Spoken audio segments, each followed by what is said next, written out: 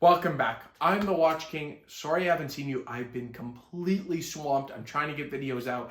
This one I want to get out before the election because we're going to have a little fun one. We're not political on this channel. We only talk about watches, watch-related things. I love watches. I deal with it every day. This video is funny though. So I was driving in my car and I listened to the actual radio, believe it or not. So I'm listening to the radio and an ad comes on and we're about to have a US election. So I'm like, okay, this is just a political ad. No, it starts going on and talking about Trump watches and the Patriot going this way. So I go, okay, it's probably going to be a Fossil watch. He licensed, that type of Fossil makes watches for all these different companies. They put a $10 Chinese movement in and sell it for 100, 200, maybe 300 Trump's trying to ask for. Well, they have that cheap $500 one. Then they have like an $800 gold-plated one, which I expected, right? Nothing crazy there. I wasn't going to make a video about it. Then there's a $100,000 watch. Now, we're going to get into aesthetics and everything like that. I want to keep it short because I want to get this out before the election. But you get three styles. Let's talk about the looks right now because when you look at a watch, it's the most important thing. You have a rose gold. I'll pop it up here. The yellow gold with the black dial, and then you have a champagne dial, I believe. Yes, so you have three models to choose from with your 100 grand. Then you have each model. You can get a personally signed letter, like by Trump. I don't know if I assume he doesn't type it out himself. He just signed it, and he signs the case. It's probably his signature on the case back or whatever, a glass see-through case back of the Tourbillon movement. And with a personalized something in there. So that's what each watch contains. There are 147 because he's trying to become the 47th president. Don't know why he put the 100 there if you want to do 47. That makes it actually more exclusive because only 47 people in the world, but they want to make more money, so they put 147. Something to note, you have to buy the watch. You can't really try it on. I think you buy the watch, then they make it. So they're not producing 147. There's not 147 of these in the world. I don't think there'll ever be 147 of these in the world. Maybe, who knows if people buy it, but I think there's going to be like 10, maybe 10. If he wins the election, maybe some more, because some people got money. Some people just have crazy amounts of money. So that's something to order, and you have to order it. There's nothing to note of size, so it would be curious, like I didn't go this far to actually email them and say, hey, I'm interested in buying it. Don't know the millimeter of the watch. Do you make it in 40, blah, blah, blah. Could you customize it and make it in my millimeter? I highly doubt that. I highly doubt they do that. I think they have molds, but it's kind of strange that they don't put measurements out there of the watch at all. So really strange for 100 grand. Other things to note that they do put out 122 diamonds. We don't know the millimeter, so we don't know how big or how many carats there are of these diamonds.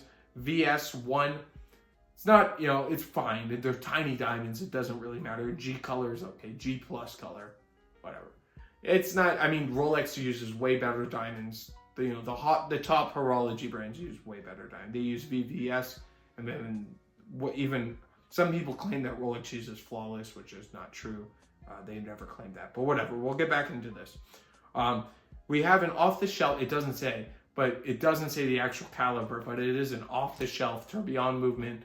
Everything here is made by machines, the whole watch.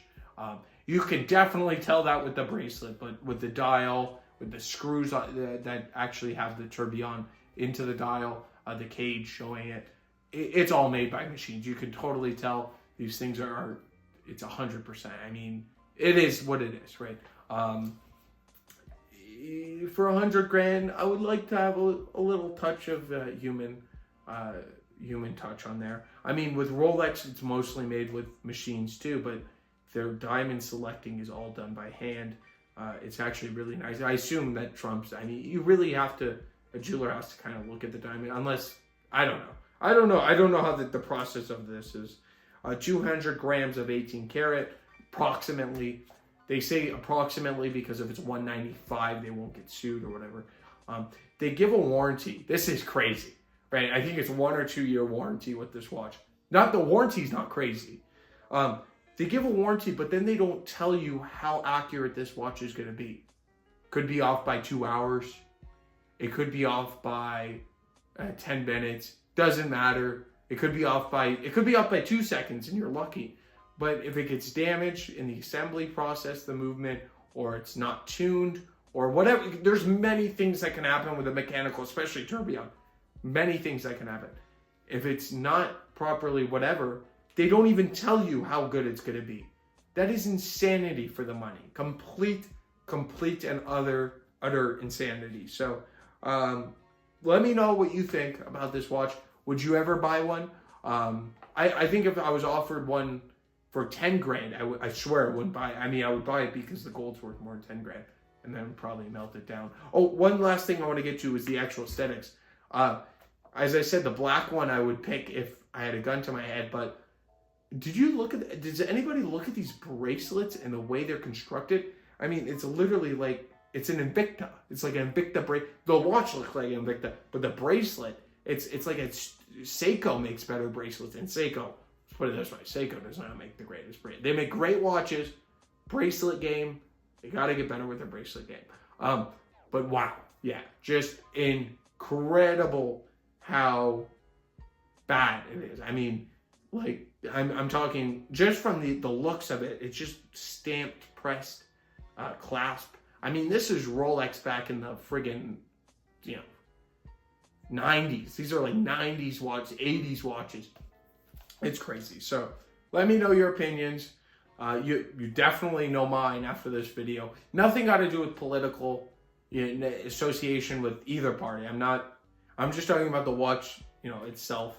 And I highly doubt that Trump actually had a hand in designing this watch or dealing with. I think he just licensed the name, and that's the whole deal with that. So I want to thank you all for watching. If you're curious about good deals like this Day-Date, for instance, in my hand, this one's a touch under 20 because it's such a beautiful.